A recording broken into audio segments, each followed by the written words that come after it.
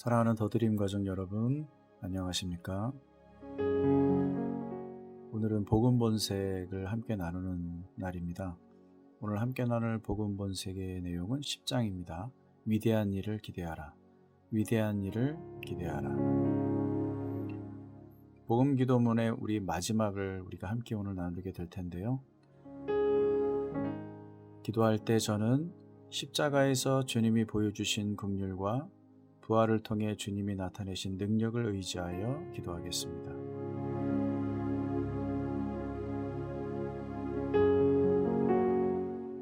그리스도인의 삶은 하나님의 특별한 부르심 속에서 시작됩니다. 그렇기 때문에 그 부르심에는 분명한 사명과 목적이 있죠. 그 사명을 감당하기 위해서 하나님은 우리에게 놀라운 지원을 허락해 주십니다. 요한복음 15장에 보면은 예수님께서는 우리가 그분 안에 거할 때 우리에게 무엇이든지 주시겠다고 약속해 주셨습니다. 요한복음 15장 7절 너희가 내 안에 거하고 내 말이 너희 안에 거하면 무엇이든지 원하는 대로 구하라. 그리하면 이루리라. 놀라운 말씀이죠. 요한복음 14장 12절에 보면은 예수님이 이렇게 말씀하십니다. 내가 진실로 진실로 너희에게 이르노니 나를 믿는 자는 내가 하는 일을 그도 할 것이요 또한 그보다 큰 일도 하리니 이는 내가 아버지께로 감이라. 우리가 주님 안에 거할 때 주님은 우리에게 무엇이든지 우리가 구하는 것을 주시겠다고 말씀하셨습니다. 무슨 말이냐면 내가 제대로 된 목적을 따라 살기로 결정하면, 그래서 예수님께서 우리에게 맡겨주신 사명을 좇아서 우리가 살 때에 우리에게 필요한 모든 놀라운 하늘의 지원들을 기꺼이 우리에게 허락해 주시겠다는 겁니다. 이건 놀라운 약속이 아닐 수가 없습니다. 그래서 그리스도인의 삶은 우리가 생각하는 것보다 훨씬 더 역동적이고 능력 있는 삶이 되는 것입니다. 우리에게 능력이 나타나지 않는 이유는 우리가 하나님 안에 거하며 그분의 뜻과 목적을 우리의 것으로 삼지 않기 때문일 것입니다. 여전히 이기적이고 자기중심적인 삶을 포기하지 않는 한 우리는 그리스도인이 누려야 할 이 놀라운 축복과 능력을 경험할 수 없습니다. 그러나 주님은 분명히 약속하셨습니다. 승천하시면서 제자들에게 말씀하셨듯이 하늘과 땅의 모든 권세를 가지고 계신 그 주님께서 성령의 능력을 우리에게 부어주셔서 우리로 하여금 땅끝까지 하나님이 행하신 놀라운 일들의 증거자가 되게 하여 주신다는 것입니다. 복음 본색의 저자는 기적에 관한 연구를 통해서 알게 된 중요한 사실을 책에서 나누고 있습니다. 제가 잠시 책을 읽어보겠습니다. 대부분의 기적이 누군가가 하나님의 직접적이고 구두적인 명령을 쫓아 행했기 때문에 일어난 것이 아니었다. 대부분은 특정한 상황 속에서 하나님이 원하시는 듯한 바를 감지하고 그분께 그것을 행하시도록 요청했기 때문이었다. 무슨 말입니까? 성경에 나타난 많은 기적들이 하나님의 직접적인 명령의 순종을 통해서 나타나는 것이 있기는 하지만 대부분의 기적들은 도리어 특별한 상황 속에서 하나님의 어떤 직접적인 명령이 없음에도 불구하고 하나님이 원하시는 바를 감지하고 그에 따라서 행동하고 또 하나님께 요청했을 때 기적이 나타났다는 얘기입니다. 책에서는 몇 가지 예를 우리에게 들어주고 있는데 그 중에 하나가 바로 사드락 메삭 아벳느고의 예죠. 다니엘의 세 친구 이야기를 여러분 잘 아시죠? 느부갓네살 왕은 자신의 영광을 그리고 자신의 권세를 많은 사람들 앞에서 과시하기 위해서 아주 거대한 신상을 세웠습니다.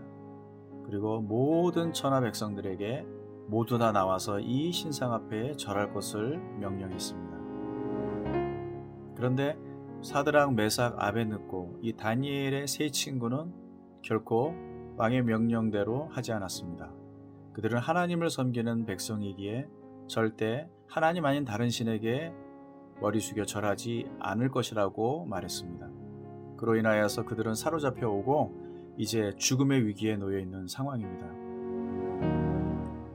다니엘 3장 17절을 보면 왕이여 우리가 섬기는 하나님이 계시다면 우리를 맹렬히 타는 풀무불 가운데에서 능히 건져내시겠고 왕의 손에서도 건져내시리이다.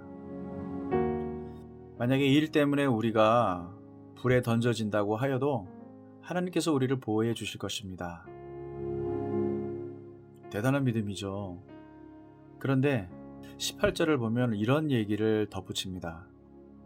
그렇게 하지 아니하실지라도 왕이여 우리가 왕의 신들을 섬기지도 아니하고 왕이 세우신 금신상에게 절하지도 아니할 줄을 아옵소서. 그런데 여기서 그렇게 아니하실지도 모른다라고 하는 가정이 있습니다. 그러니까 이 사람들은 하나님이 우리를 이 죽음의 자리에서 건져주시지 않을 수도 있겠다라는 생각도 있다라는 얘기입니다. 마치 이 사람들이 믿음이 없어 보이는 그러한 고백이지만 사실 엄밀히 말하면 그들이 지금 이런 상황 속에 있을 때 하나님이 그들을 건져주시겠다고 하는 어떤 분명한 사인이나 말씀이 있었던 것은 아닙니다. 그런데 그들이 믿는 것은 내가 이렇게 하는 것이 하나님을 기쁘시게 해드리는 일이다. 하나님의 뜻을 따르는 길이다 라고 확신하고 있는 거예요. 그렇기 때문에 그들은 하나님의 구원을, 하나님의 놀라운 능력을 기대할 수 있었던 거죠. 다윗과 같은 경우도 마찬가지입니다. 하나님은 다윗에게 골리앗과 싸우라고 말씀하지 않으셨어요. 어떤 특별한 계시가 임한 게 아닙니다. 그럼에도 불구하고 다윗은 골리앗 앞에 나갑니다. 현실적으로 보면은 이 골리앗과의 싸움은 승산이 없는 싸움이기도 했습니다. 그럼에도 불구하고 다윗의 마음에 무엇이 있냐면은 하나님을 모욕하는 그러한 말을 듣고도 침묵하는 것은 하나님을 믿는 백성으로서는 절대 있을 수 없는 일이다. 단지 다윗은 상황을 보고 하나님이 무엇을 하기 원하시는지 알았고 하나님께 그것을 하시도록 도전했다는 것이죠. 책에서는 이 도전이라는 개념을 이렇게 설명합니다. 한번 읽어보겠습니다. 이스라엘 자손들이 언약의 땅으로 들어갔을 때 하나님은 그들에게 강하고 담대하라 말씀하셨다. 히브리어에서 이 두 단어는 서로 다르다. 강하다라는 동사가 가리키는 것은 도전하다 같은 것이다. 하나님은 이들이 자신을 도전할 만큼 자신을 신뢰하기를 바라셨다. 물론 이 도전하다라는 단어가 하나님과의 관계 속에서 쓰여지는 게 참 부담스러운 단어일 수도 있는데요. 그럼에도 불구하고 하나님은 하나님을 너무도 신뢰하기 때문에 기꺼이 하나님이 행하실 수 있는 일을 우리가 요구하고 바라고 기대할 수 있다는 거죠. 갈렙의 예를 한번 들어보면 갈렙은 노년의 가나안 정복 전쟁에 참여를 하게 됩니다. 더 이상 이전처럼 힘을 쓸 수 없는 요새한 나이임에도 불구하고 그는 하나님이 이 어려운 산지를 우리에게 허락해 주실 것이라고 믿었습니다. 가장 강대한 적이 있었고 가장 난공불락의 그런 산성이 있었던 곳을 우리에게 달라고 요청하는 갈렙의 모습을 볼 수가 있습니다. 갈렙은 하나님이 하실 수 있는 일에 한계가 없다라는 사실을 분명히 알고 있고 그리고 이 가나안 정복 전쟁이야말로 하나님이 우리에게 명하신 것이기 때문에 내가 어떠한 곳을 간다고 하여도 하나님은 우리와 함께 하신다라는 믿음이 있었던 거죠. 여호수아의 예도 책에 나오는데 여호수아가 전쟁 가운데 정말 이 전쟁에서 승리하기 위해서 좀 더 시간이 필요했던 것이죠. 어두워지면 어려워지는 상황이어서 그래서 그는 담대하게도 태양을 향하여 명합니다. 멈추라고 명합니다. 이게 하나님께서 그렇게 하시겠다고 미리 약속하셨던 것도 아닌데 여호수아는 그렇게 명령합니다. 놀랍죠? 그는 하나님이 어떠한 분이신지에 대한 분명한 신뢰와 믿음이 있었습니다. 그리고 이 전쟁이 하나님께 속한 것이면 이 전쟁을 위하여서 하나님은 어떠한 일도 하실 수 있다. 우리에게 어떠한 능력도 나타내실 수 있다라는 것을 믿었던 것이죠. 그 믿음이 이러한 표현으로 나타나는 것입니다. 신약 성경으로 넘어가 보면 혈류증 앓던 여인의 이야기가 나오지 않습니까? 그녀는 감히 사람들에게 드러내놓고 다닐 수 없는 처지였습니다.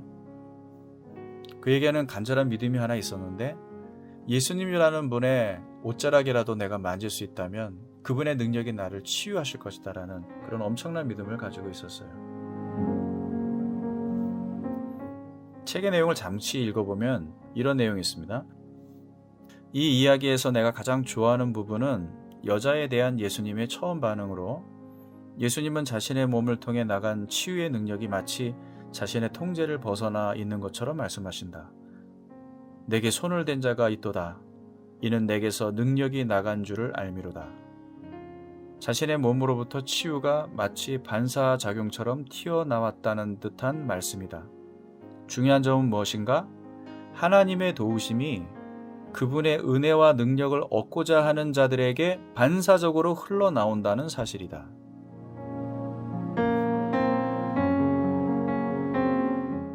그렇기 때문에 믿음이라는 것은 행동으로 나타날 수밖에 없는 것입니다. 내가 하나님에 대해서 신뢰하는 만큼, 기대하는 만큼이 우리의 행동에 묻어나게 되는 거죠. 그 다음에 나오는 예는 이방 여인에 관한 것인데요. 자신의 딸이 귀신 들려서 고통을 당하고 있는 상황에서 예수님께 도와달라고 요청하는 한 이방 여인을 우리가 볼 수가 있습니다. 그런데 예수님은 놀랍게도 자녀의 떡을 취하여 개들에게 던짐이 마땅하지 않다라는 말씀을 하시죠. 이건 너무나도 모욕적인 말이기 때문에 그녀는 예수님이 나를 지금 거절하고 계시다라고 알아차릴 수밖에 없는 상황이었습니다. 그런데 이 여인은 굴하지 않고 이렇게 말합니다. 주여 올소이다마는 상 아래의 개들도 아이들이 먹던 부스러기를 먹나이다. 저자는 이 대목에서 그녀가 자신의 모든 소망을 예수님의 불쌍히 여기심과 능력에 두었다라고 말하고 있습니다. 이어지는 책의 내용을 읽어보겠습니다. 요점을 놓치지 마라. 이 모든 상황 속에서 기적을 맛본 사람들은 하나님으로부터 온 직접적인 명령에 반응하지 않았다. 그들은 단순히 하나님의 불쌍히 여기심과 능력을 보았고 하나님께 그것을 행해 주시기를 요청했다. 그리고 하나님은 응답하셨다.